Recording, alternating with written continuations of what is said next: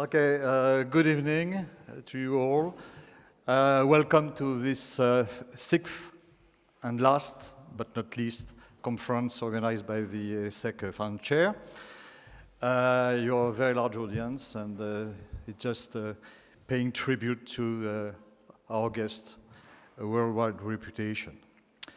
I am indeed very pleased and deeply honored to introduce you, if need be, Monsieur Pierre Nanterme, Chairman and CEO of Accenture. I'm going to pronounce it in the French way, Accenture, one of the world leaders in services to corporations, administrations, and institutions, specialized in consulting, strategy, digitalization, the topic of today, new technologies, and delegated operational management.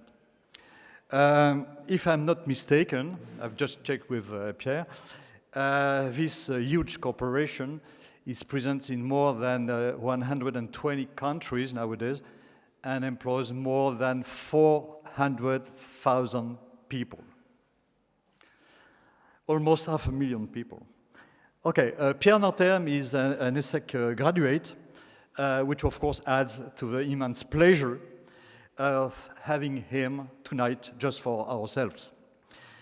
During his studies, he was also a member, an active member of the ESSEC Junior Entreprise, which at the time already was pioneering its field. It turns out that I was in the second promotion of this Junior Entreprise. So we have also this point in common that you don't know. I remember him as a thorough, intense and active student. And I remember that one goal of a university professor, if I let aside the academic research, is to stimulate our students' intellectual abilities and possibly, for some of them, students, make them better than you are yourself. And speaking of better, that reminds me a story which allegedly is one of late President Ronald Reagan's favorite jokes. So the joke is the following. Pierre and Patrice are trekking on a bright day on some Appalachian mountains, and they wear heavy boots. You know, it's climbing mountains and so on.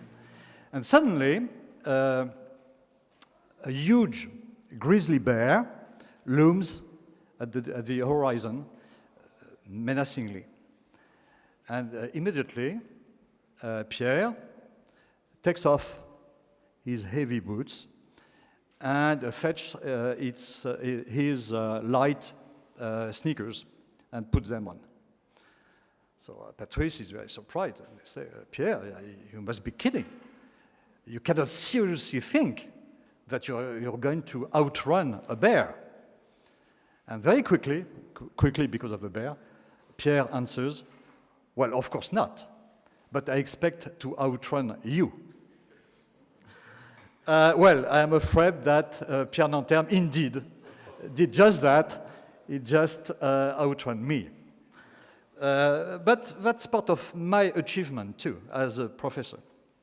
Okay, more seriously, I could say there exists almost a one-to-one, in the mathematical sense, a one-to-one relationship between Pierre Nanterme and Accenture.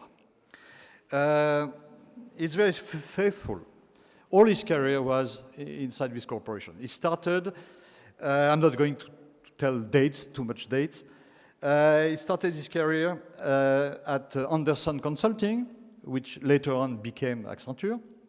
You correct me if I'm wrong, eh? Okay? Well, some time ago, and very swiftly, as with the bear, very swiftly, climbed up all the notches of the ladder, of a corporate ladder, up to the top. In 2005, he was CEO of Accenture France. Then, let me check, in 2011, he became CEO of Accenture, and in 2 years later, he became also his chairman. And I think it's noteworthy that Pierre is the first, unless I'm mistaken, the first European to achieve such a position at this corporation. Pierre did many other things during his time, his life. I cannot take account of everything, so let me just briefly skim some of them. He's been actively involved with the MEDEF as president of its Economic Commission, then as a member of its executive committee. He was also a member of the famous or infamous, that's your pick, Commission Attali, a group commissioned by former President Sarkozy to make recommendations as to the, quote, liberalization of the French economic growth, unquote. He also served as president of Syntec, which is probably less known by the public, but which is an important group that regroups professional unions specialized in, you won't be surprised, engineering, digitalization again, consulting, and executive education. Finally, he received the Légion d'honneur in 2010 as an acknowledgement to his influence on and dedication to the French business community. So, Pierre, welcome home. Thank you very much for being with us tonight, and the floor is yours.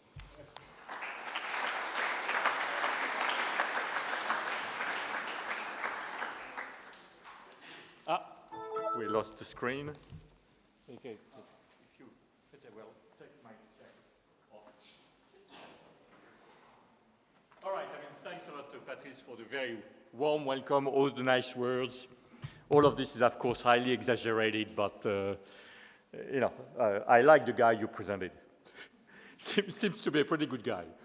I'm delighted to be here. First, I love to do that. I love talking about the future, digitalization. I love being in front of students and people from different backgrounds and as well activities, including BNP.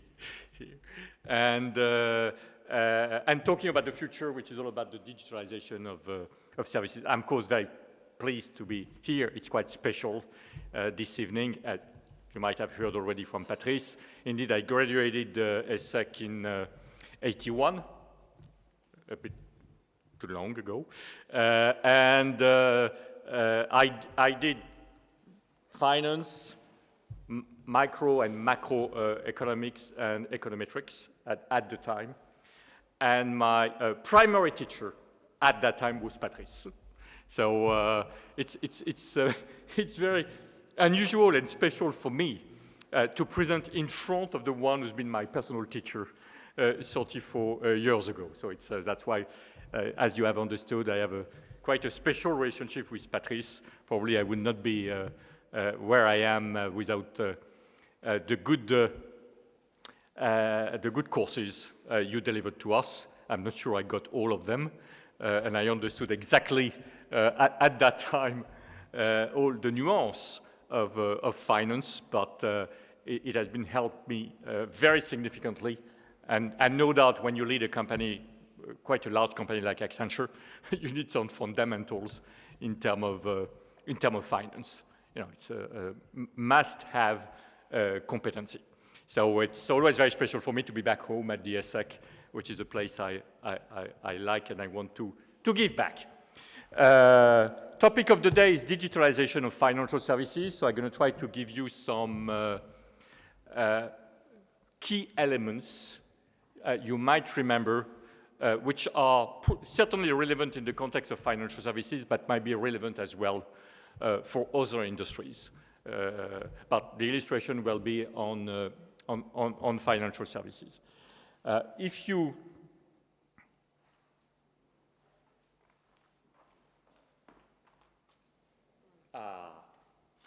Brilliant. Okay, just a few words on Accenture so you understand what's going to be our perspective on digitalization and why I'm talking about digitalization, and so you can check whether I'm relevant or totally crap. So let's look at this. This is what Accenture is after the reorganization we've been driving these last 4 or 5 years. So it's an organization of $35 billion, 400,000 people, $80 billion market cap, so the leader in the professional services industry.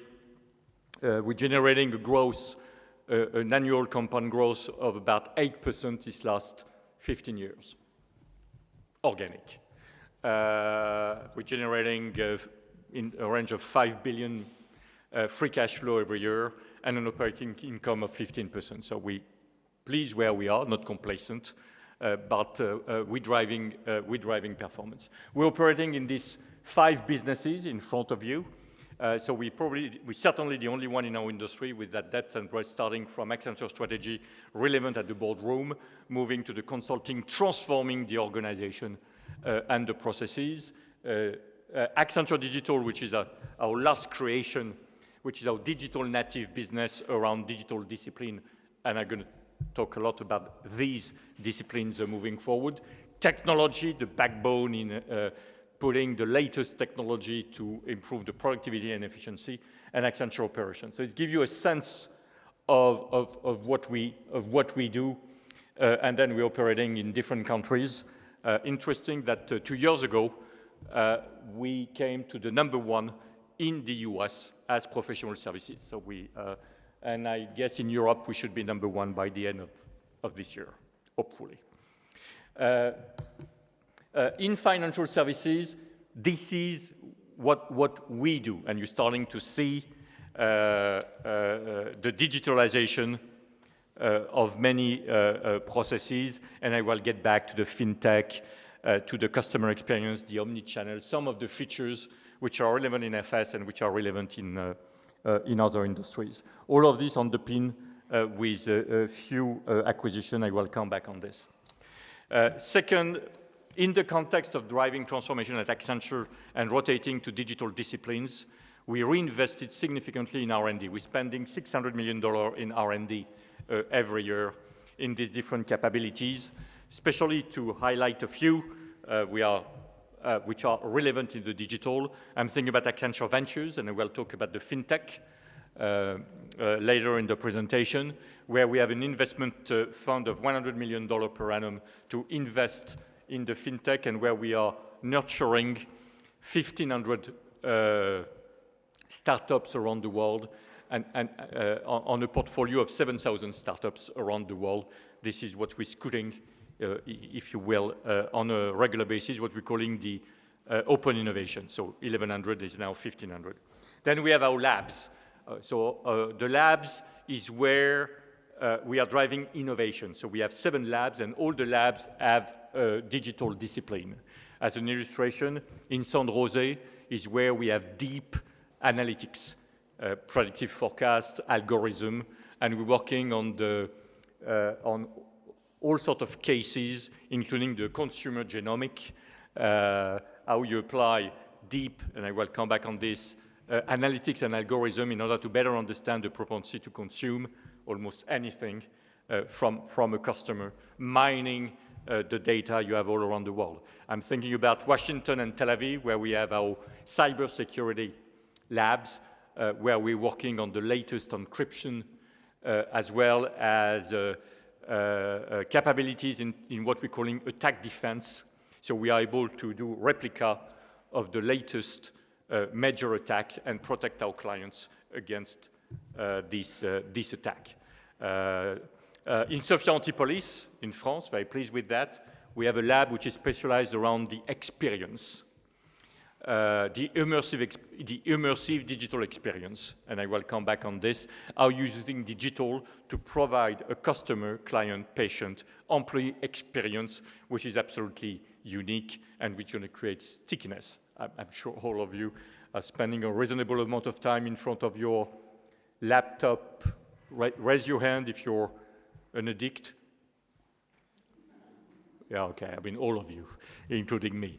Excellent. We have Bangalore, specialized in robotics automation. And Dublin, artificial intelligence. We have 300 researchers in Dublin only working on artificial intelligence and quantum computing. We have Shanghai in China, where we're working on industrial Internet of Things. So that's where we are mining all our expertise. And we have created the Accenture Studios, which are rapid development. So at the same time we're developing an innovation, could be a blockchain, we could develop side by side a prototype in few days or weeks, so clients or us can test this. And this is the new way of digitalizing. It's not waiting the end of the cycle of design, diagnosis, but it's to put the future right at the beginning of the thinking. So you create the future, and then you navigate to get to the right destination. Finally, to do that, we deployed a lot of investments. Just to give you the name of the game, and then I will enter in the big substance. The goal of our plan, called Ambition 2020, is to rotate our business to digital technologies I'm going to mention later in the presentation, from in 3% to 70% by 2020. So in the course of 7 years. And so it means that in 7 years, we aim at creating a 30 billion new co. In 7 years, which is certainly something which has not really been achieved a lot in any industry. So we are investing, and just to finalize with investments, because we give you a sense of what the game is all about. We're investing 3 billion per annum in our transformation. So put that over 7 years, that would mean $20 billion. So you're not changing by investing, peanuts. And interesting, because here we are in the most famous academy of the world. We are investing $1 billion in training and education at Accenture to make sure our people will stay relevant in the new and in the future. $1 billion. 3% of our revenues. We're probably one of the companies spending the most in percentage and absolute dollars on the planet for people. We're spending $1 billion in organic growth, classic organic activities, and we're spending between $1 and $2 billion every year in this, in venture and acquisitions. So this last 4 years, we completed 60 acquisitions.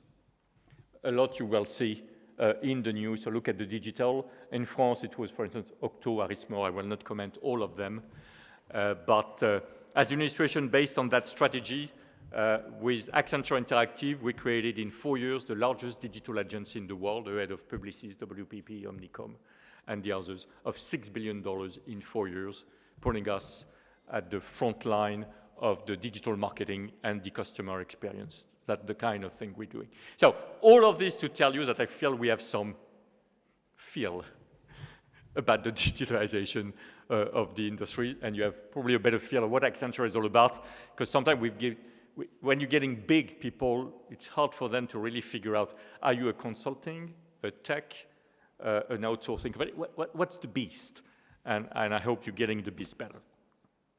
And self-marketing is never bad. We recognize, you see, with some of all these, Gartner, Everest, and others, as today the leading company in digital professional services, with now revenues in digital at Accenture of $15 billion. So in absolute amount of dollars, we're the largest digital company. So all of this apply in financial services. And you will see how things are going to come together rapidly. By the way, if you have questions, comments, and so forth, raise your hand, interrupt me. We're between friends here, so it's cool. I mean, it's a dialogue, it's a discussion. I'm not going to pontificate. I was so impressed with the presentation you made, Philippe, that let's make it a very cool presentation. So, what's happening in financial services? And let's start with some data, because understanding the data and the facts is always the beginning of any journey and understanding the world. The banks are under tremendous pressures. Who's working with a bank here? Would you agree with that bold, statement? Do you feel you are under tremendous pressure? Sure. Certainly with telecom, if I'm looking at really industries under pressure, especially with the forces of digitalization, I would put banking and telecom, and of course, retail banking, telecom, really been the first industries hit by the digital waves, really in your face, if you will. And so they had to react extremely quickly. That's why these are the industries who've been pivoting to digital more rapidly than the others. So there are good cases for conversation, because many other industries will certainly emulate the digitalization of banks or telco or retailers. When you look at the forces, the 5 big forces, of course, the macroeconomics are working against the banks. The GDP growth, just have in mind that prior 2008, the GDP growth was in the range of 5%. After the crisis, we are navigating around 3%. The global economy has lost 40% growth, 40%, and never recovered. And we know that banks are, some activities of the banks are, of course, linked to the GDP growth. And if you have less growth, you have less activities. Second, of course, regulation. I will come back on this because it's an excellent case for digitalization, especially around compliance. So for people like us, God bless the regulator. He's our main provider of business, so don't change anything.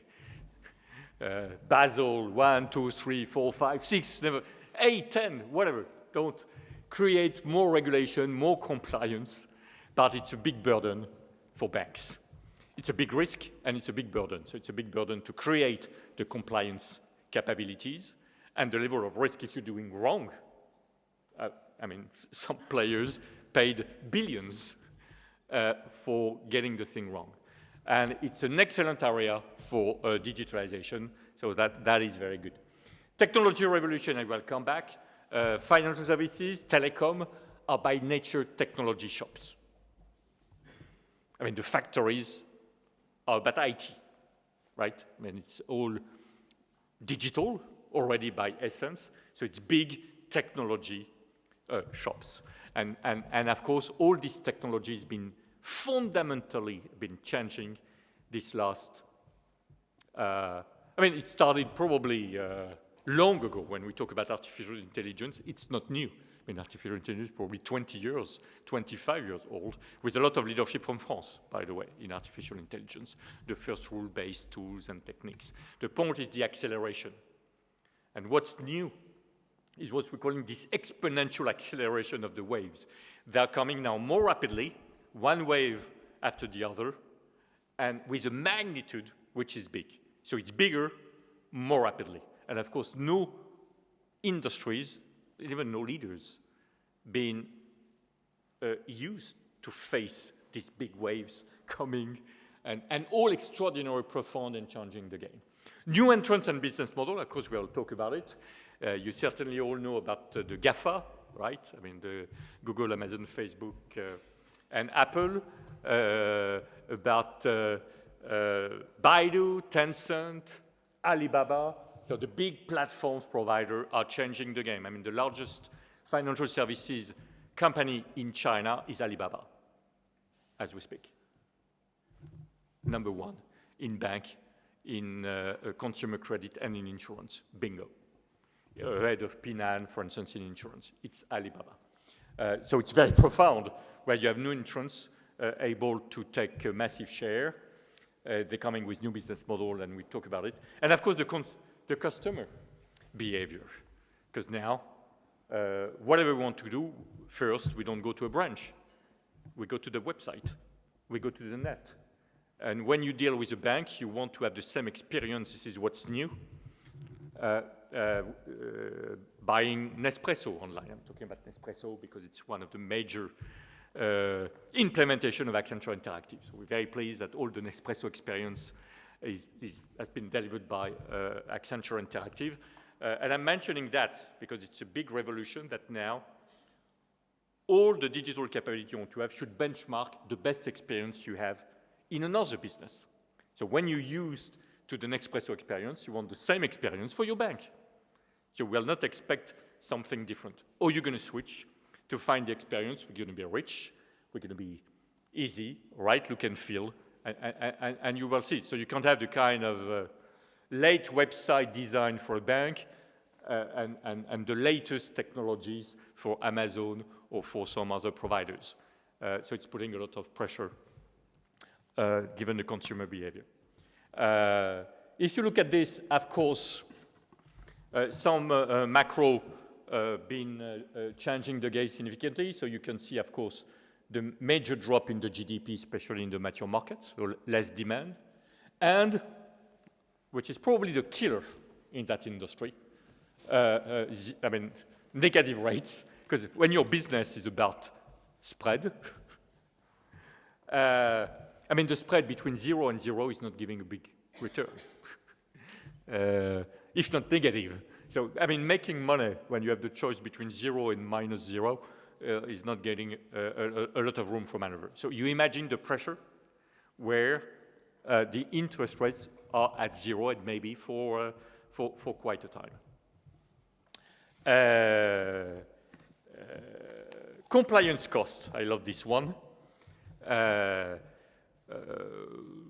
In banking, we're talking about the Basel. I mean, we had Basel III implementation. Maybe there's going to be another Basel. So a set of regulation, because what the regulator believe, you did wrong in a way, so you will have to be punished. So we're going to punish you. Maybe it will have bad effect on the overall economy, but you did bad. You're going to be blamed, you're going to be beaten, and you're going to pay for it. And when you look at the investments in compliance, it's $100 billion per annum, the cost of compliance in the financial services industry. It's nuts. Now, we need to... all of this now, I mean, the big compliance starting right, you know, the big was around 10. When you have all this compliance, so you need to develop new system, new reporting, and they're coming one after the others. Sometimes the banks or the insurance will be buying time because you have the Solvency II as well at the same time for insurance. But it's a major investment in terms of tools, in terms of processes, in terms of people, in terms of risk management, in terms of IT. Massive. And it has been sucking the investments of the banks for this last, let's say, almost 7 years now. 7 years.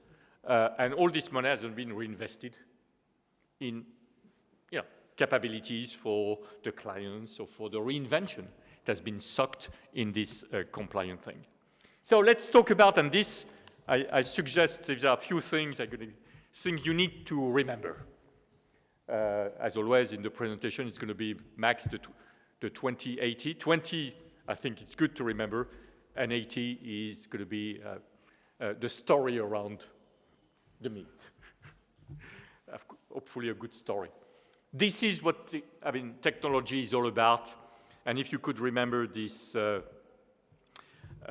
7 would be good. And they would apply in all industries. So whatever the industry you're going to work is, that's going to be the wave of digital. The first is what we're calling interactive or experience. Is through digital, you create a unique, hyper-personalized connection with the client. Yeah. And you create stickiness. So it's all about the design, it's all about the experience, it's all about the rebound, it's all about the analytics, it's all about the e-commerce, it's all about the content. So you have some discipline in interactive, design, content, production, commerce, analytics. That's what you have one. When you have created the unique connection, so you're there, you're on your laptop, and you have a burning desire to buy something. I mean, that's what you want. Your life is there. I mean, I'm going to buy something. You need, for companies, to get the data. Because data is the name of the game. It's not the connection. It's a mean to an end. The end is sucking the data. It's the role of what you're talking, mobility and connected platforms. It's a mean to collect the data. And we're collecting the data now by all possible means, not only laptop, mobile, and so forth, but with the Internet of Things. You can connect your data through what you're wearing, your shirt, your tie will be connected, your glasses going to be connected, so we'll know everything regarding Patrice. We can read his mind through the glasses because they're going to be sensors. We're going to put on everything we are all wearing, plus the products and the things. Your fridge, your car, all of this now, a car is not to drive because we will not drive anymore. It's going to be collecting data. It's going to be a way of collecting information. That's the M. Everything mobile, you're collecting the data. When you have collected the data, you mine the data. So things are simple. It's all about analytics. And now in the past, it was looking at, when I was at the ESSEC, it was, you're looking at the data of the past, and you try to predict the future. Now you have predictive analytics, algorithm, so you can start predicting the future, not only based on the data of the past and just the prolongation or the correlation. So it's all about the predictive analytics, it's all about the algorithm, it's all about now artificial intelligence and machine learning. Analytics plus artificial intelligence and machine learning, this is what's going to boost the understanding, and jobs, which are going to be the most popular, will be business scientists. I mean, everybody are looking for business scientists, people knowing the data. Verishares, we're supporting a chair of strategic business analytics with the ESSEC, and we are very pleased with that. Interestingly, it's a very demanding, on-demand chair. And at Accenture now, we have 2,000 business scientists growing from 0 3 years ago. That's to give you the nature of what you need to do. S as cybersecurity. So it could have been CS. Put that as an S. Cybersecurity. As we all know, one of the challenges in digital is the trust. So it's all about creating the digital trust. That's the name of the game. And you have all the protection, privacy, and access to the data. It's a big agenda. You know all of this. We want a better service. So if you want a better service, I need more data. Oh, yeah, but I don't want to give you my data because they are. So we need to work on anonymized data, grouping the data. I mean, all sorts of things. Plus, what we're doing with Accenture Security, all the security you're putting as a wrapper around this. Because if digital is not trusted, then they're not going to be the business behind. So security will be massive, and the event like a couple of weeks ago with this massive attack of ransomware, which are now the most popular cyber crimes in the world, ransomware, are an illustration of this. In the new, because on the blue you have a bit the wave of today. When you're in the business, you need to look at Accenture. We said we work in 3 horizons plus 1. We have the core. The core is a bit of yesterday. The new is this. The new is the yellow. The coming waves, which are not yet industrialized, but it's going to be artificial intelligence and blockchain, very relevant in financial services, are part of what we call the new. And then you have the next new, quantum computing. So that's the kind of horizon we are scanning at Accenture and making investments in that sequence. So we scale, we grow, we scale, we industrialize, and we move to the new that we're already anticipating, and quantum computing going to be still difficult to measure revolution, given the level of disruption it's going to bring. In all sorts of things, as we talked about quantum computing, we are driving research, and I hope sooner than later we'll publish something absolutely mind-blowing around genetics. Because this is where it's going to apply in life science. There might be other, but here, because it's going to literally change the life. And we have indeed the basis to probably think that in 15 years we would have eradicated most of the existing disease, not orphan disease, but all the others, including cancer. So because we will have the ability to do sequential genomic analytics. You know, the ADN is DNA, thank you, is made of 25,000 genes. Today we can scan a third of it. So we miss a lot of the mutation creating the disease.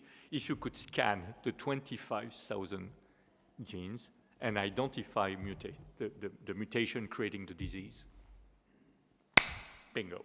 So that's what we are working on, and it's going to literally change our lives. Fintech, other thing you have to take known, fintech. You need to know what fintech is, why it's important. So fintech, what it is, are all the startups operating in financial services and disrupting the game. They are called fintech. So it's a subset of the startups, all specialized, as you can see on the bottom, all specialized in, and they have only one goal in their life, is to kill the incumbent. So they wake up in the morning, and they're going after BNP, SocGen, JP Morgan, whoever. That's their desire. And that's why you see many banks buying fintech. And it's interesting because it's public. I mean, BNPP been acquiring the Nickel account recently, a fintech financed by Partech, and we're part of the investment board of Partech. But that was interesting in the move that you buy or you're disrupted. And in that case, either you're disrupted or you buy, and you're the disruptor. So the name of the game is being the disruptor or being the disrupted is what it is. So they want to disrupt. This is where they're operating.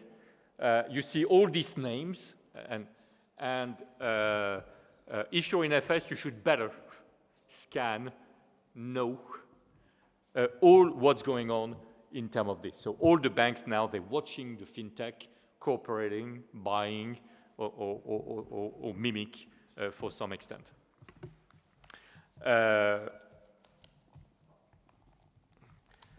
Others, of course, the famous what we're calling the platforms providers. So the platform providers, of course, the most famous I already mentioned, the GAFA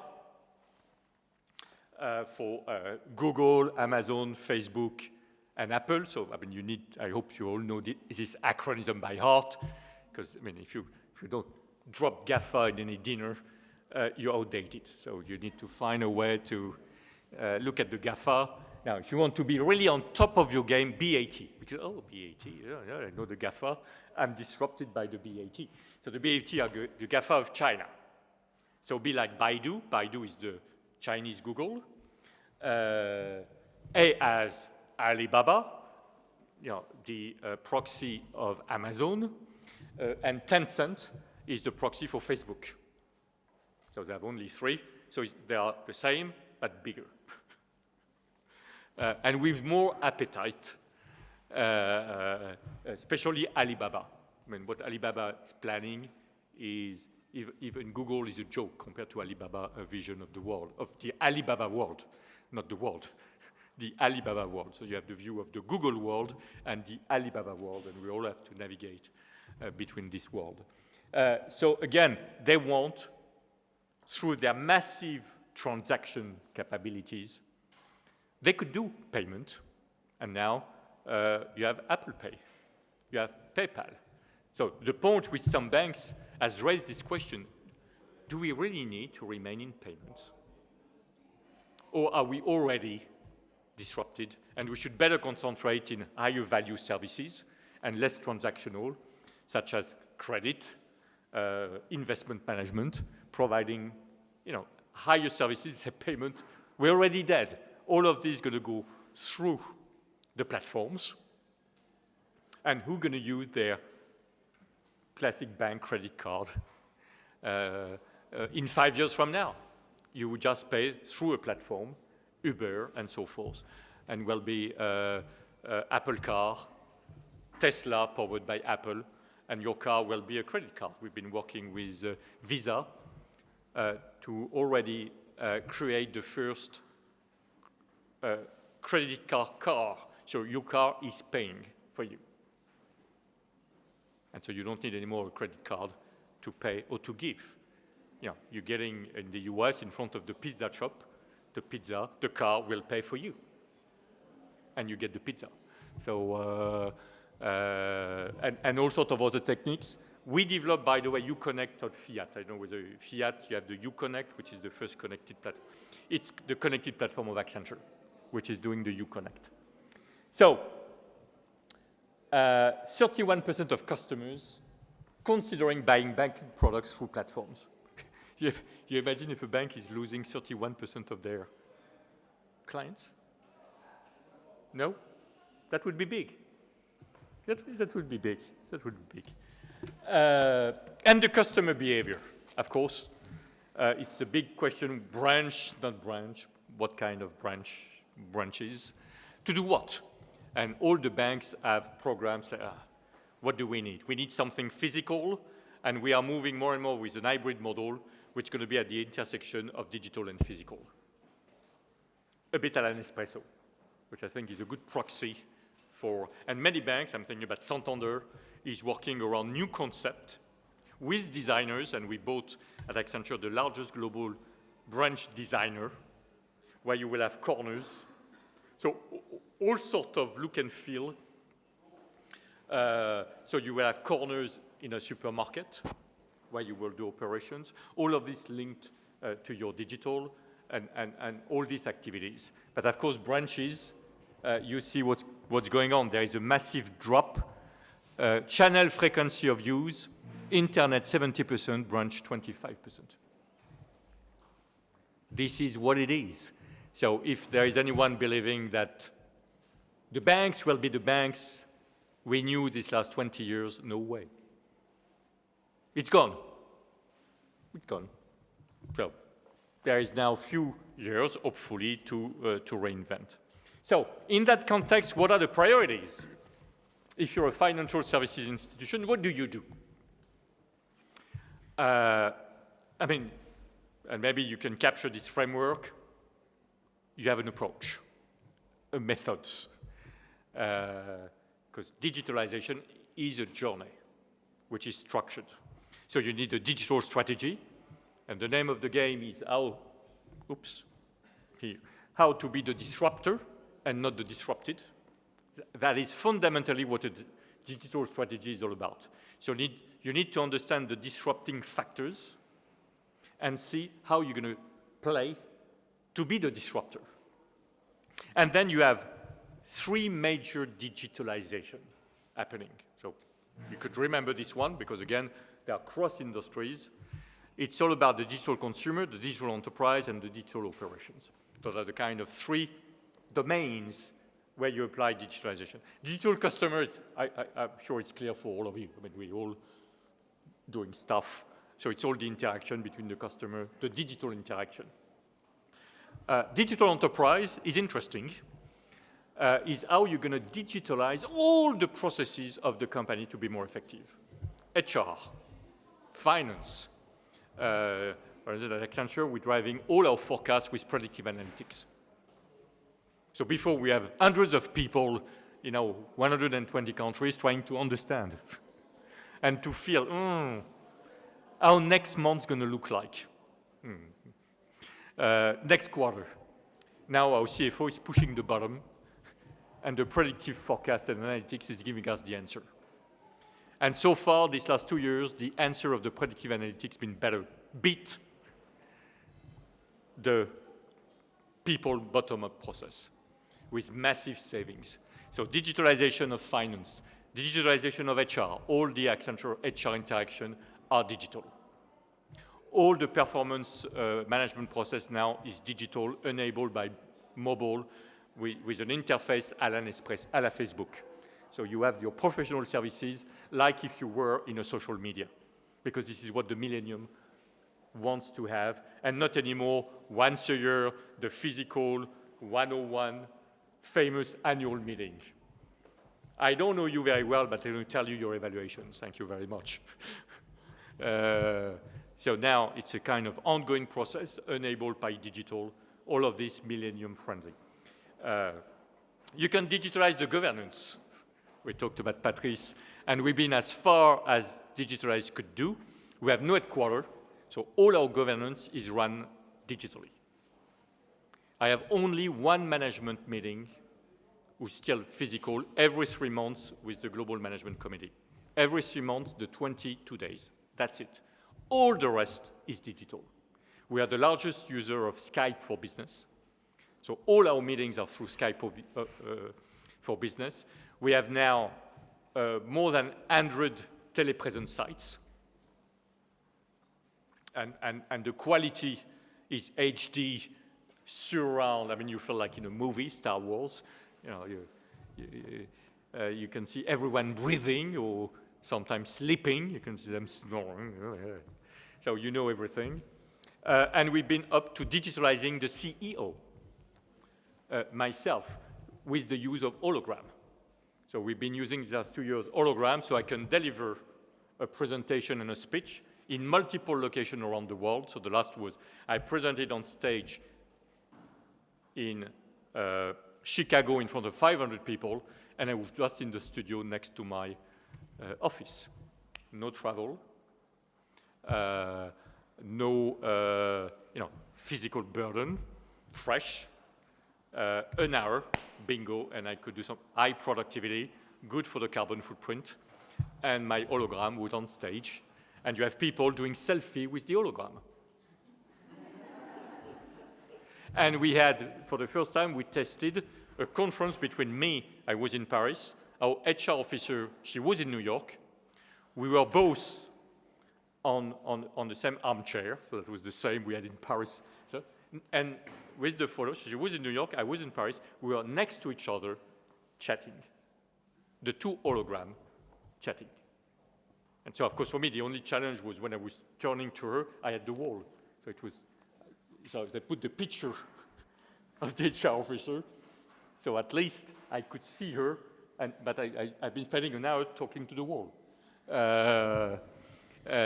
Fascinating. But that's what digital enterprise is all about. And the digital operation is where you're putting digital at the heart of your operation. Credit scoring with artificial intelligence. General ledger management with blockchain, so it's at the heart of the operation. And you can look at this in many industries. Could be a virtual asset if you're an oil company. You can virtualize all your offshore platforms and train the people with smart glasses. And so they can move in the platform before being there. They could train to be repairing the parts. And so when they're getting to the real platform, they feel at home because they had all the digital experience for you. That's digital operation, especially enabled with IoT, with what we're calling immersive realities, augmented reality. You can see the thing bigger. So if you have to repair something and you can see the thing bigger, you're not making any mistake. So we had an award of the best innovation at the World Congress Forum on equipping the Airbus A380 workers with smart glasses, augmented reality, laser in the glasses, so they're making now zero mistake in the A380 equipment. If you look at it, if you're in aircraft management, you would see what that means, because when you know to redo all the cycle plus the quality testing and so forth. So, 3 main response, and then I will give you more illustrations, so it's going to be more fun. Sometimes it's hard to have fun with banking. I mean, it is. I love that environment. Been spending 40 years, but as you never see a product, exciting people with financial services is an art, to be honest. So digitalizing the customer experience, digitalizing the bank, and creating new business models as an illustration. So let's look at a case so you understand public case. all the information I'm giving you is public. Deutsche Bank, that on purpose taken a non-French bank. Deutsche Bank. So it's a big bank, close to 2 trillion under asset. It's public knowledge that they've been struggling a lot after the financial crisis. They have almost all the problems. So the perfect case, because they had all the challenges we talked about. They just bought Deutsche Postbank. So the Postbank, they will add 20 million customers. So it's a big fish. And they need to totally reshape the bank. And so they decided to digitalize the whole thing. So as we have to reshape, we're not going to repair, we're not going to adjust. Let's change the game and recreate a new Dutch bank so people will forget about the challenges. So what it is they've been doing. So I'm going to share with you some pictures because it's easier than explaining what they do. And at the end of the day, just to get a sense of it, of course, they first creating what we're calling, I mean, digital is end-to-end. You can aggregate all the processes and then digitalize, and so you can follow all the processes from the subscription to the operation. So they have digitalized all their processes, so you have, the benefits is you have real-time information. On everything you do with the bank, you have the real-time information, so you're not waiting for statements, papers. It's all digitalized. That was the action. So banking account, online, few minutes, account is open, like the nickel account, boom, boom, boom, and it's operational. So, you know, it's going to be operational tomorrow in 3 days. No. It's operational right away. Deposit, consumer credit, all available online, real time, digital, like if you're buying Nespresso coffee or any goods over the internet.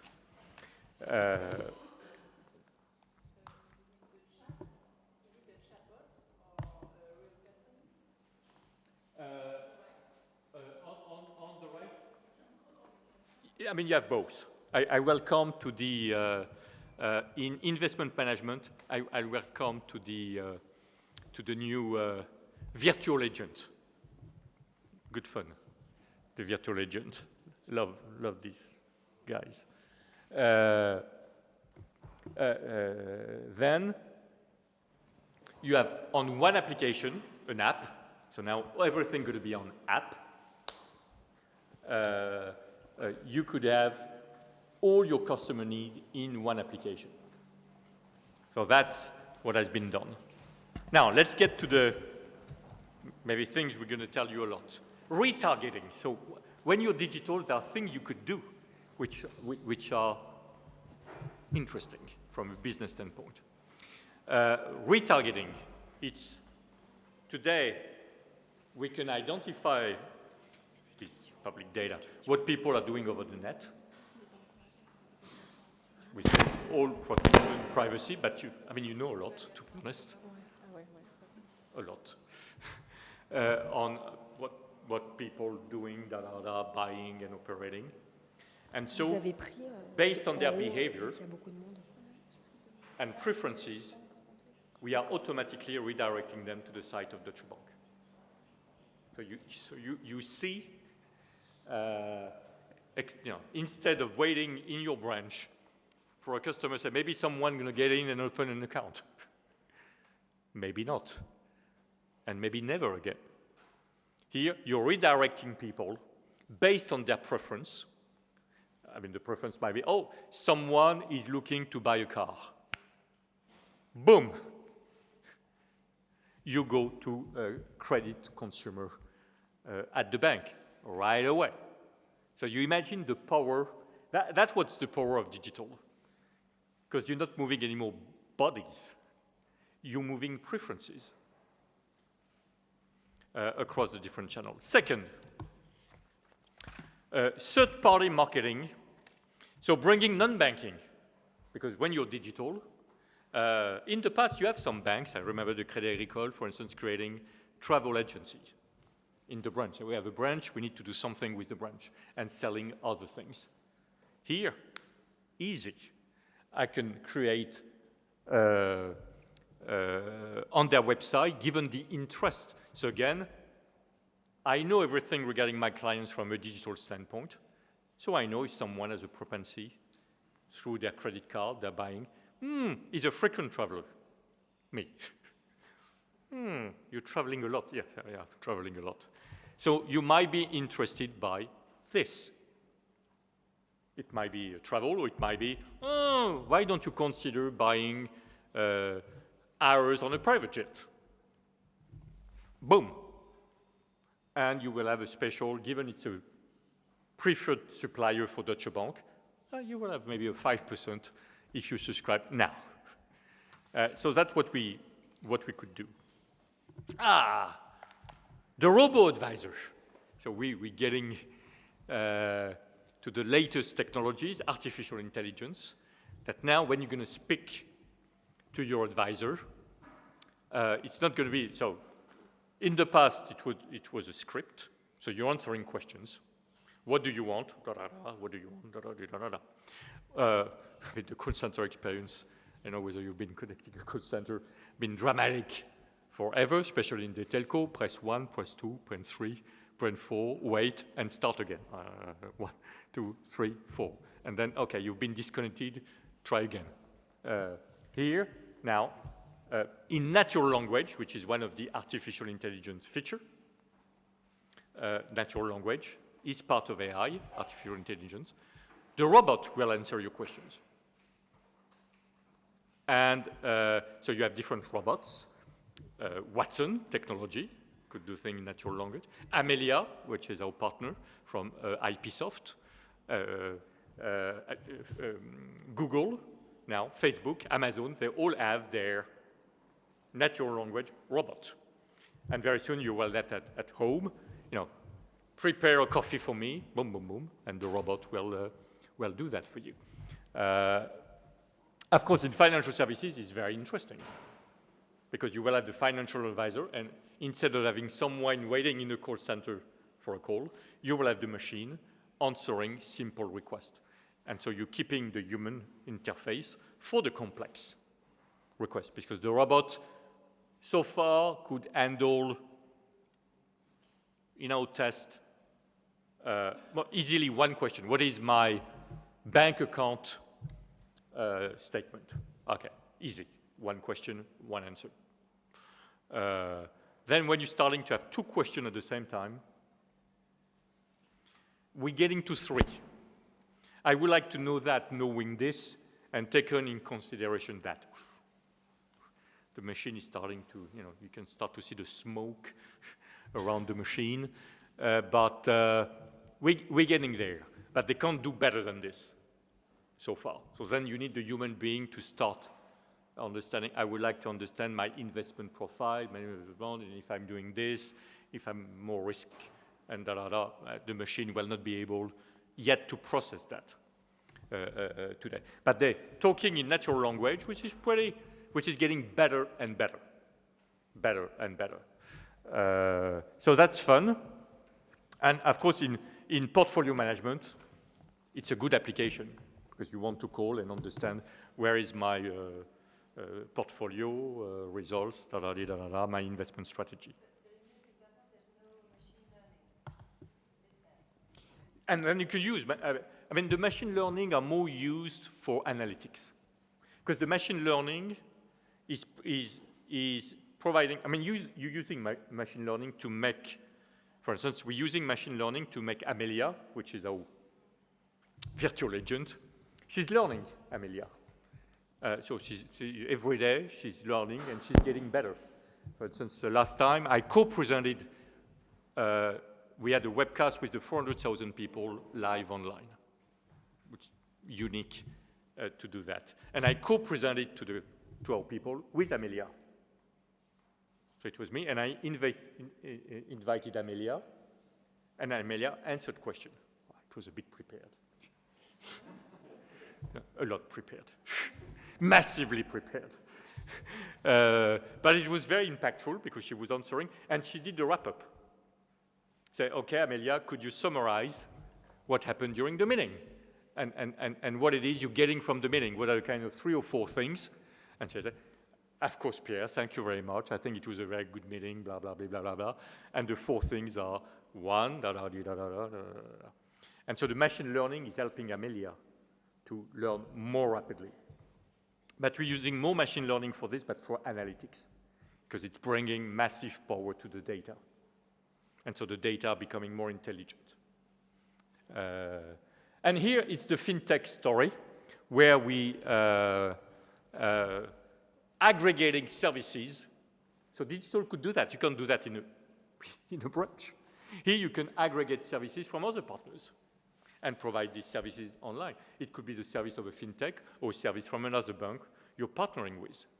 Digital could create this aggregator situation. A branch will never be, you're not going to bring another fintech in the branch in Paris. So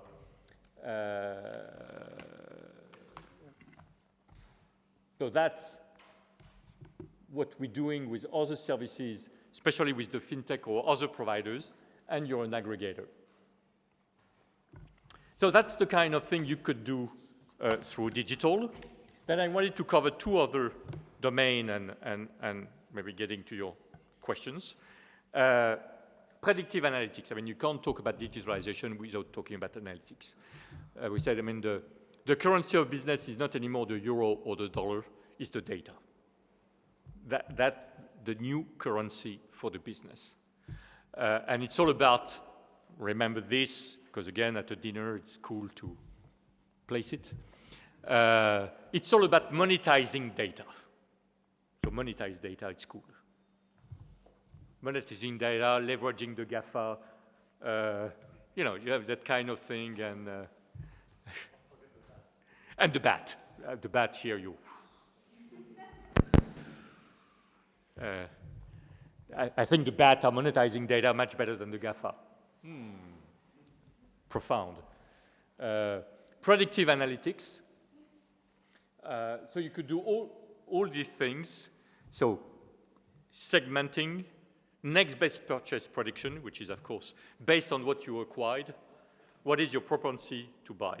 For instance, today, Amazon, they already know what I'm going to buy, and they are preparing the shipping. That's what the next best purchase prediction is all about. Because they know all the information. For instance, I'm reading, imagine I have bought all the, let's take a real example. I'm a big fan of Buddy Guy. Blues, guitar, you know Buddy Guy? Okay, fine. Imagine you know Buddy Guy. He's the best blues guitarist on the planet, for me. And so if I'm buying all of this, if there's going to be a new release, Amazon they know. And they say, there is 99% chance Pierre is buying all their records on Amazon, all of them, and he's buying them right away. He's not waiting.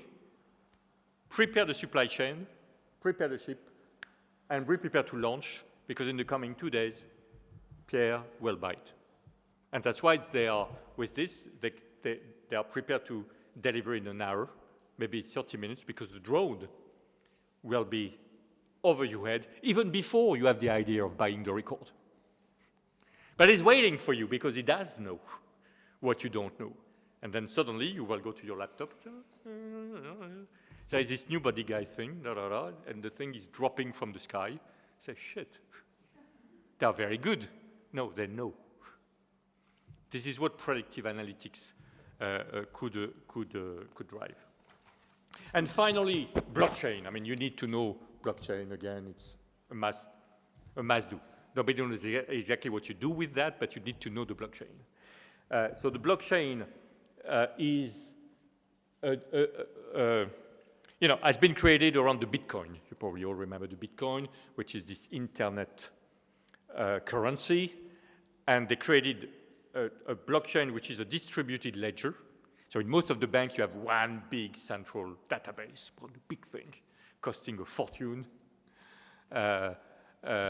making big money for Oracle and others. Boom, Teradata, don't make the big thing. Or you can create distributed ledgers, because the point of the blockchain is based on participants. It's a club. So you have participants, and through the blockchain, you can exchange data, information, money, contracts, all secure. It's like if you had members, and these members, they agree to share between themselves.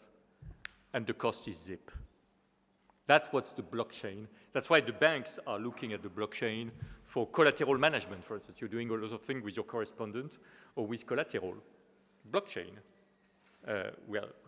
will be an easy way to create. We're working on a tripartite collateral management process with a bank using blockchain and not using the big database. Euroclear could disappear. The big central bank would disappear because all of this would be distributed around members having similar interests for zero cost. So we are investing a lot on this. We made 2 investments with Ripple, which is the blockchain leader in payment, and Digital Holding, which is a digital leader as well in blockchain. So blockchain, something you need to know. And What is, in your opinion, the deadline for blockchain? Because you said it was the new, the yellow. Yep. But it's already used in some cases. For example, Crédit Mutuel Arkema Yep. used it as an internal blockchain system. So do you think it's in 2 years' time, 3 years' time? yeah, when I say the new, for me, it's a question of scale, of scalability. It's not all the banks have a blockchain experience. The point is when the blockchain will replace the big database. Because so far you have the big database and plus some blockchain initiative. It's a good question. Certainly, all of this will kick in less than 5 years. AI, predictive analytics, and so forth. The point is today we have a lot of experiences and prototype. The point is how you scale to replace the past. Otherwise, you're adding cost. So the point is not to add. The juice will be when, indeed, they're not going to be anymore this big central database, but all these distributed ledgers. And then you say, now, I'm done with my big and costly and I'm going to reduce my infrastructure cost by 80%. That's where the value is. So far, we are more in the prototyping experience. It's always, you all know the experience curve. It's all about awareness. I'm interested in what it's all about. Okay, I'm going to test to see, and then I'm going to scale and industrialize. We are still, with AI and with blockchain, on prototyping experiences. When you talk about interactive, the other one I mentioned, security, you are in the scale thing. Now it is the way of doing it. Yep.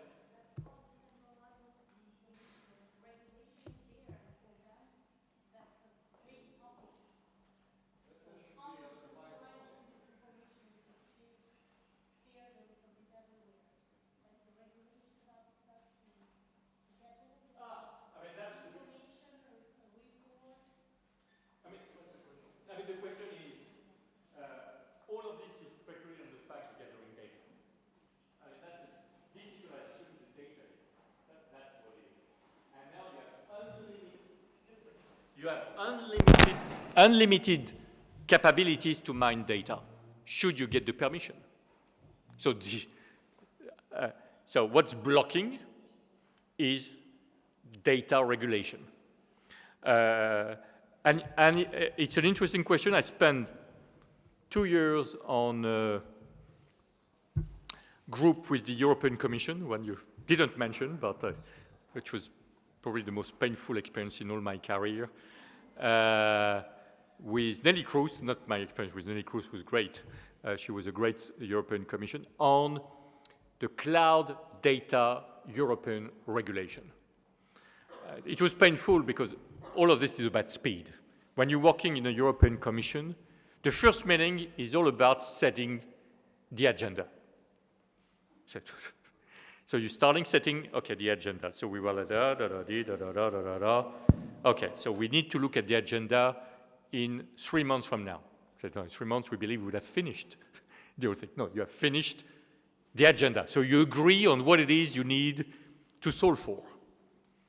And then you're starting to work. And so they had a plan on, and Thierry Breton, I remember, was there, and we were a group, SAP.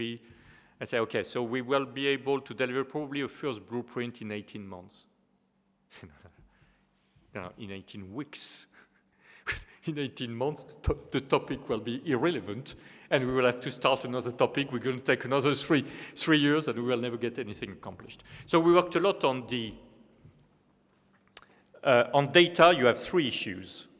Data protection, which is more the physical protection. So you need to put data in a place which is secure. Well, that's the easiest. Right. Then you have data privacy. It is a big deal, and you have very different cultures around the world. Germany, very high. For some reason we could understand. US, very low. Because if there is a value for the consumer, it's good enough. And if the business could make big dollars, it's even better. So you're trading privacy against satisfaction. In Europe, it's the other way around. Prevention, protection.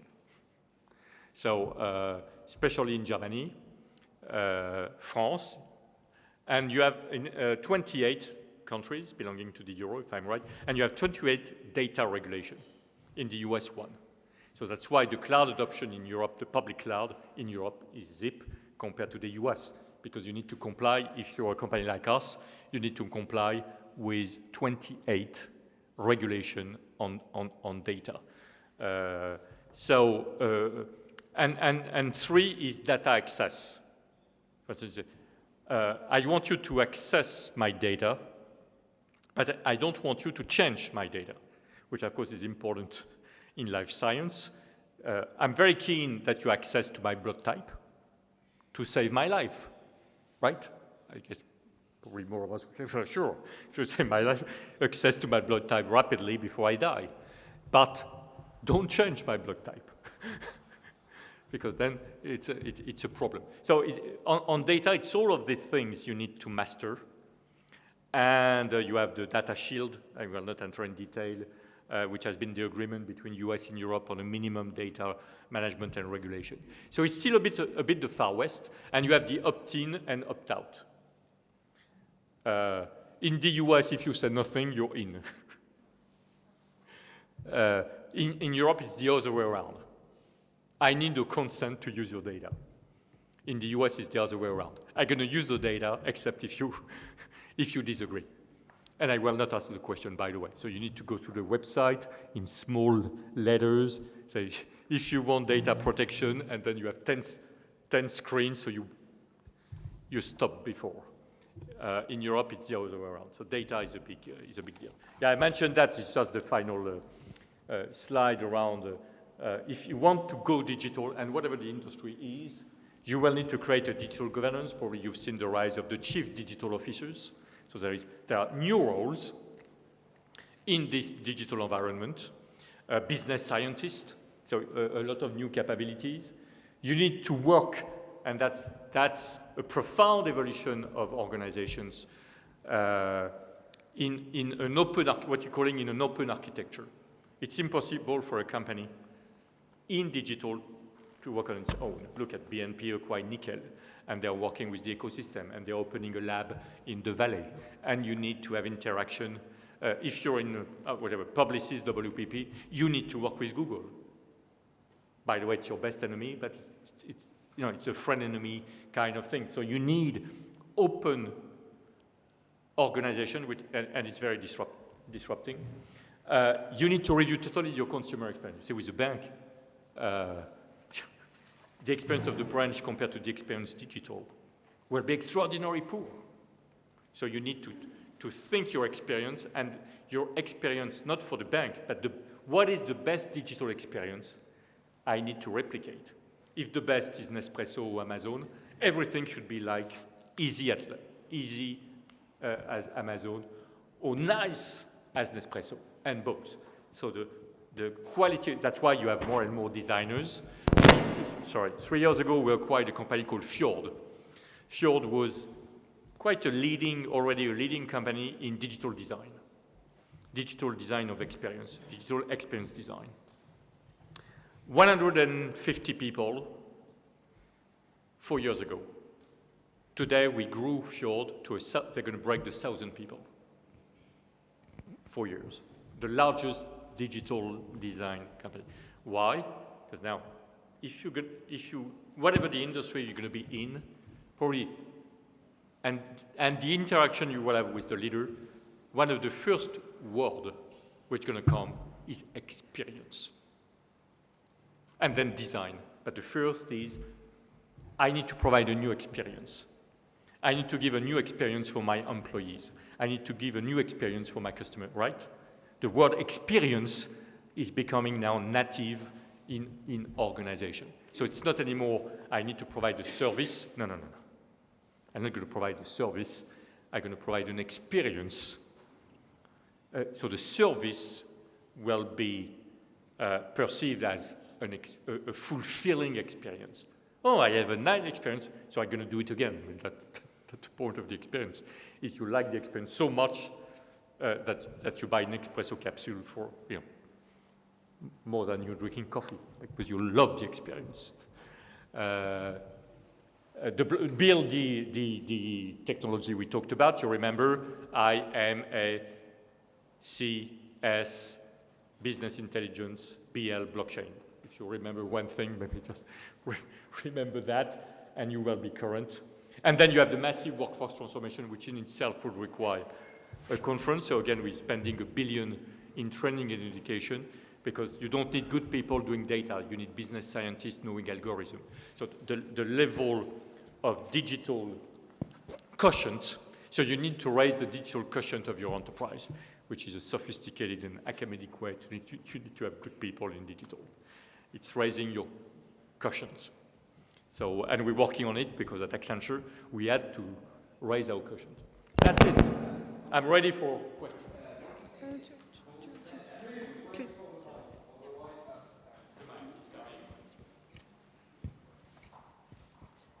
Don't you think it's schools' responsibility to digitalize their students that would become employees after? Sure. And do you think it's going fast enough? No. Nothing very fast. That's almost nothing. There's such an amazing speed that you're always behind. The point is not to be too behind. But I had the opportunity to work with. The school and ESSEC asked me to be a bit the team captain for the new global MBA. And I love that. And when we say, okay, we're not going to do the MBA of the past, we're not going to do the MBA of today, we're going to do the MBA of tomorrow. And I said the MBA should be a Master of Digital and Administrative and Business Administration. NDBA. And so we're going to be digital. And we're going to be digital end-to-end. So the interaction to subscribe should be digital. I suggested, and we'll see all these ideas, I'm just throwing ideas and we'll see what do we do, that there should be digital interaction with all the committee, including me as chairman, so people could chat with me online. So you're doing your MBA, say, I would like to connect with Pierre and have a chat around something like this, boom, boom, boom, and you're online and providing a protocol. Or you're sending your hologram and, or your robot. So it's not Pierre, it's the robot, by the way. It's Amelia trying to mimic Pierre, and if you learn the language and everything. The courses should be around digital administration and not business administration. Digital administration applied to the business. So that's a bit the thinking we had on the new MBA, how you digitalize all the interaction, the courses, the access to third parties, including us, startups, and you can have an MBA which would be fully digitalized and fully open and much more rich than the current MBA. So I guess all the schools will have to be very digital, and I'm pleased that if you look at what ESSEC is doing with the lab in Cergy, you have connection with the lab. I suggested that we could connect our 7 labs to Cergy and work seamlessly between the labs. So if tomorrow at Cergy you would like to have, we would be interested to understand how you apply quantum computing to genomics. I'm going to call Pierre. Could you connect with me with San Jose or with Dublin? Yes, my friend. Bingo. That's the world. Bingo. Sort of bingo, I mean. Other questions, reaction, remarks?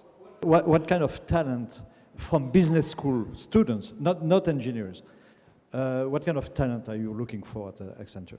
It's very interesting because it's changing the game compared to classic consulting. Classic consulting, you needed smart, articulated, structured thinking. I mean, you know that. You have a problem, you're solving situation, complication, question, answer, structure. You decompose the problem. Yeah, you're highly structured. The digital world, given the speed, given the unknown, is all about innovation. It's innovation, creativity, entrepreneurship. And I'm not talking with ESSEC as we created la junior entreprise, where we had entrepreneurship long ago already. But sometimes some of our best schools are providing very calibrated and predictable people. The good news is they are predictable. They're good, they are predictable. So they're not going to make any mistake because you know they are good at something. Here, you need to bring much more innovation. And we change at Accenture all our leadership criteria to evaluate our leaders, starting with me and the management committee, with characteristics such as learning, entrepreneurship, creativity, truly collaborative. So you should be totally at ease working. You're in a physical meeting, you will have someone on telepresence, an hologram next to you, and maybe a robot, Amelia. And that's going to be the new world. And you will have, I don't believe the machine is going to replace the man, it's just we're moving to the next level of collaboration. But it's collaboration among peers, almost. That the machine is going to be an equal. Now the machine is a servant. Maybe it's going to be an equal because the intelligence. And so you need to get used to, we're working with that in our lab in Munich, which is about the industrial internet. And we have a change management and human science program on how a human is cooperating with a robot. To give you a sense. Because the robot will be appear and say, when you're going to come, say, hey, Pierre, how are you doing? Do you want a coffee? And it's going to be your robot. Say, no, hey, John, my friend, yeah, give me a check. How's been your night? He's a robot, so of course his night been good.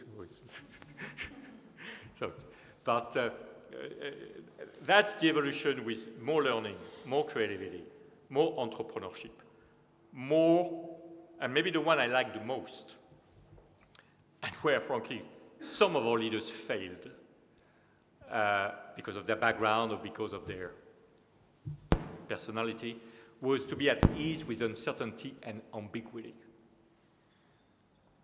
Especially ambiguity. Because uncertainty, okay, I mean, the world is changing, we know that. Ambiguity is a different sport. And the world is going to be extraordinarily ambiguous. And being at ease with ambiguity is will be a great skill. And I'm not sure that when you're just creating the leaders of yesterday or of today, we're putting a lot of attention to put them in situation which is full of ambiguity. And so where there is no good answer, but there is an answer. more and more of our leaders should be at ease with that. The world is ambiguous, it's uncertain, I need to test, to prototype, but doing that in a thoughtful way, which is a bit an elaboration on the right to fail. But I mean, the right to fail is a bit short as a criteria. So it's the art to navigate the ambiguity of the world and to take your chance with all these waves. So that's the question. Is blockchain the big deal? Or is it just going to be a niche thing? That's $1 billion question. Where AI will apply and scale, or quantum computing. I'm sure that pharma, life science, this is the place for quantum computing, because this is where you need a massive power to do genome analysis, which are beyond what a traditional computer could do today. Boom. So that's what the leaders should master. What is the right industry? What is the right technology? Where am I going to put my bet? Maybe I'm going to test here and see what it is and be prepared to fail. But here I should better scale rapidly because I found the nugget. So all our leaders will have to be less on, I'm going to create a process to solve. So we're going to analyze, we're going to do diagnosis. But since we have totally redeveloped our methodology at Accenture, it was design, build, blah, blah, blah, and after 3 years you see something. So the first phase is not design, it's discovery, which is richer. I'm going to discover the problem. And I'm going to tap to the fintech, to the startup, to the partners. I'm going to open up more than doing the diagnosis, which were, okay, I'm going to interview your top leaders. That was the design of the past. And I'm going to do my diagnostic based on what they think. Crap. Because they don't know what they don't know. So you need to interview them, plus say, no. So just to assess whether your leaders, you're in good shape because they have some future-looking thing. Say, oh, wait a minute. Your leaders are all in the past. They don't get what's going on. They don't get the GAFA, they don't get the BAT, they don't get the experience, the seamless experience across industries, they don't get the open innovation that you need to look around you and not behind you, and so forth. So a massive revolution in terms of leadership skills, good fun. And the books are still to be written. So I think that should give 50 years for science, human science, finance and so forth, to create this master of digital administration mindset, because it's a bigger revolution. I mean, to try to drive Accenture through this revolution, it's not a piece of cake, to say the least. And it's testing your resistance, your nerves, and your brain around the bets. And when you're spending 3 billion per annum, you can't make too many mistakes. Anything else? Yes, sir. Yes, hello. Okay. I hope so. So we made an introduction to what could be the near future.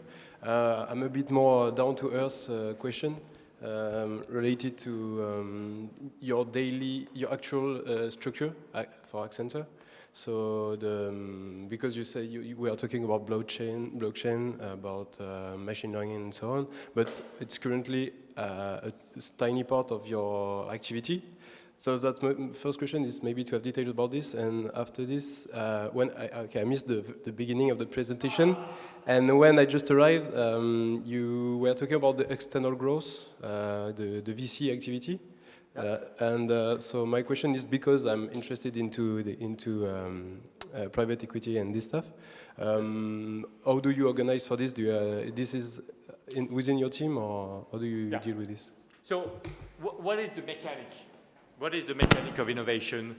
And then, so it's starting with this. It's starting with innovation. So we have our R&D, research and development group. I'm very pleased that the head of research at Accenture, unfortunately now based in the Valais, is a French, Marc Carrel-Billard, because the French are the best, right? Okay.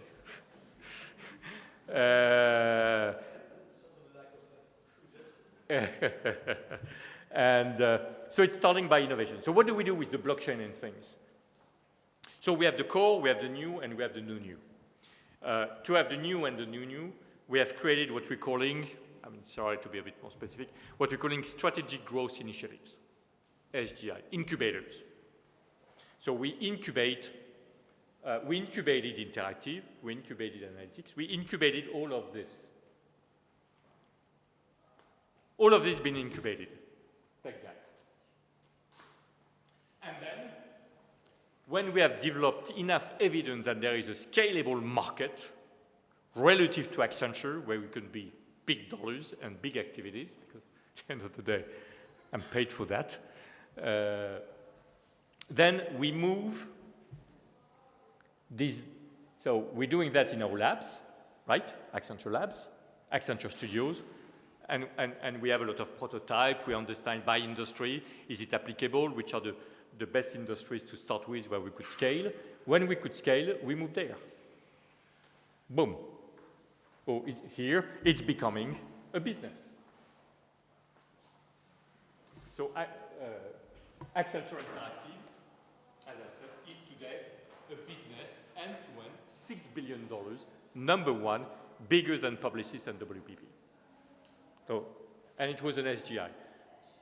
So what we have in terms of current SGI are the yellow, right? So the IMAX been moving from incubation to businesses, and they are part of the machine in Accenture Digital, a BOSS process, da, da, da, da, da. And the yellow are still strategic growth initiative under the R&D, the Chief Technology and Innovation Officer of Accenture, and our R&D lead, Marc Carrel-Billard and Paul Dorody. We're doing all the testing, all the protocol, it's a protocol. We understand, we test, and then the point is there an industry where we could scale, where there is a business model, and where we could make margin and money? And these two going to move as a business as we speak. And the next SGI, you will have immersive realities, not yet a business, immersive realities, how you could use virtual realities at scale, because so far it's more gaming, feature. Okay, what do we do? So we're starting to see some interesting applications, but not the scale to make billions. And of course, quantum computing are the next SGI. So we have our protocol, like R&D, and if we find the business, it's moving to the main shop. Did that answer your question? Yeah, partly for the internal growth, but not for the external one. Yeah. For your external growth, yeah, absolutely. This is it. This is a bit of my baby. So Accenture Ventures. So Accenture Ventures, what is the philosophy? Because we need to move. It's not so much having a fund to make money. If you could make money, it's better than losing money. But for us, we don't have a private equity mindset when we're doing that. We are doing that more for me to externalize. My proxy was pharma. In pharma, some of the pharma companies are doing their research in-house.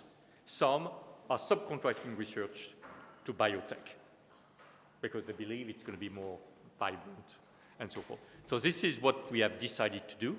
We have our R&D with our 7 labs. But in order to mine ideas around the world, we need to work with the startup. So some are just in the family. Some we are taking shares, digital holding and so forth, because on this one, we want already a ticket and to have some right to, for the future, blockchain, AI, or some are more exploratory, but they are part of our network. And it's like if you would externalize your R&D. So that's the role of these 11,000 startups. It's just externalize of R&D, and with a view, we're going to take a ticket when we believe, ooh la la, that should be closer to the house, and some might even make money. So that's what we are using our $100 million venture fund is to do that. Now, we are a partner of Partech.